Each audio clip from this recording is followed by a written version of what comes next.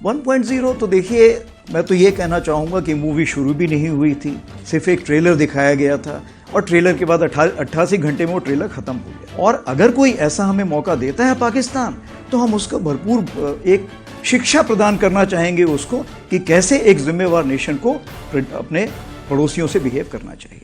तो आपका असेसमेंट क्या है इसके, जो रिजल्ट्स रहे उसका आकलन क्या है? और सिंदूर 1.0 अगर मैं कहूँ 1.0 तो देखिए, मैं तो ये कहना चाहूँगा कि मूवी शुरू भी नहीं हुई थी, सिर्फ एक ट्रेलर दिखाया गया था और ट्रेलर के बाद 88 घंटे में वो ट्रेलर खत्म हो गया था।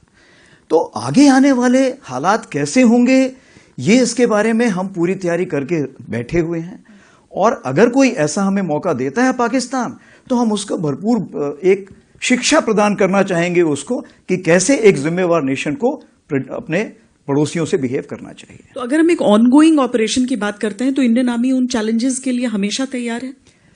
देखिए, जब कोई भी ऑपरेशन होता है उससे कुछ ना कुछ हम शिक्षा ग्रहण कर सकते हैं। तो इस ऑपरेशन में भी हमने कुछ शिक्षा ग्रहण की।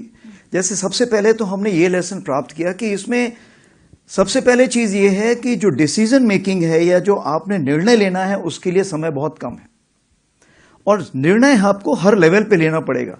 क्या आप यहां पर निर्णय ले और फिर नीचे पास करें? नहीं हो सकता। तो हर लेवल पे, हर स्तर पे लोगों को समय के हिसाब से तैयारी करनी पड़ेगी और एक्शन लेने पड़ेंगे, कार्रवाई करनी पड़ेगी।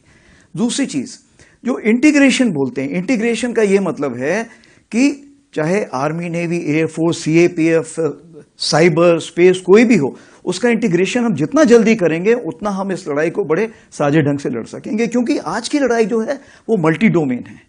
अगर मैं बोलूं सिर्फ आर्मी अकेले लड़ सकती, नहीं लड़ सकती, हम सबको मिलकर लड़ना पड़ेगा। जो सैटेलाइट है वो बताएगी कि कौन कहां पर बैठा हुआ है, और जो उसी प्रकार से जो हमारे साइबर हैं उसका ये है कि क्या मुझे मान लीजिए एक ड्रोन आ रहा है, तो ड्रोन के लिए क्या मुझे फायर करने की जरूरत है या मैं उसको इलेक्ट्रोमैग्नेटिक स्पेक्ट्रम या कहीं लेजर से किल कर सकता हूं? तो बहुत सारी चीजें हैं जो इतनी आपस में घुल मिल गई हैं कि हमें उसमें साथ में बैठ के सोच विचार करना पड़ेगा। तीसरी चीज ये है कि लड़ाई कितने दिन चलेगी ये आज हम नहीं बता सकते हैं। हमने तो लड़ाई तकरीबन मान लीजिए 88 घंटे में की, कल कोई 4 महीने भी चल सकती है, 4 साल चल सकती है। इस चीज को मद्देनजर रखते हुए क्या हमारे पास साजो सामान है उस लड़ाई को लड़ने के लिए? क्या उसके लिए शस्त्र हैं? अगर नहीं है तो उसकी हमें तैयारी करनी पड़ेगी।